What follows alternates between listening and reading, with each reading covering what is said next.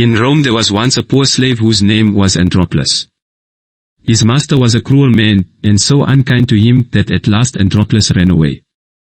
He hid himself in a wild wood for many days, but there was no food to be found, and he grew so weak and sick that he thought he should die. So one day he crept into a cave and lay down, and soon he was fast asleep. After a while a great noise woke him up. A lion had come into the cave and was roaring loudly.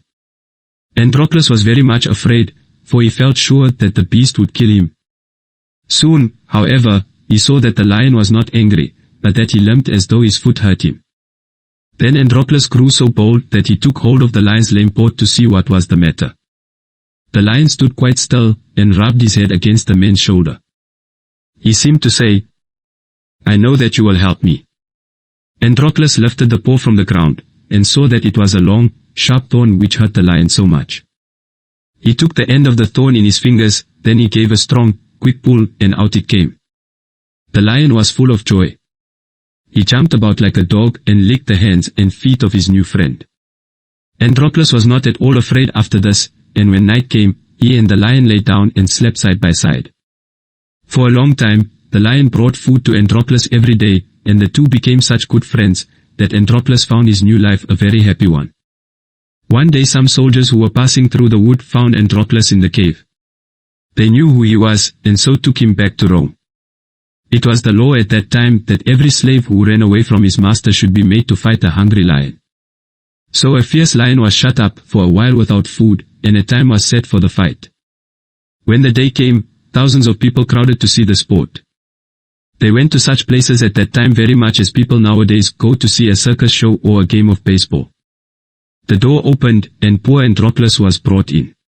He was almost dead with fear, for the roars of the lion could already be heard.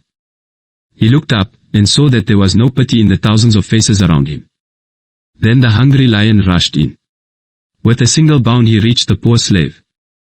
Androclus gave a great cry, not of fear, but of gladness. It was his old friend, the lion of the cave. The people, who had expected to see the man killed by the lion, were filled with wonder. They saw Androclus put his arms around the lion's neck, they saw the lion lie down at his feet, and lick them lovingly, they saw the great beast rub his head against the slave's face as though he wanted to be petted. They could not understand what it all meant. After a while they asked Androclus to tell them about it. So he stood up before them, and, with his arm around the lion's neck, told how he and the beast had lived together in the cave. "I am a man," he said, "but no man has ever befriended me. This poor lion alone has been kind to me, and we love each other as brothers." The people were not so bad that they could be cruel to the poor slave now. "Live and be free," they cried. "Live and be free." Others cried, "Let the lion go free too. Give both of them their liberty." And so Androclus was set free, and the lion was given to him for his own. And they lived together in Rome for many years.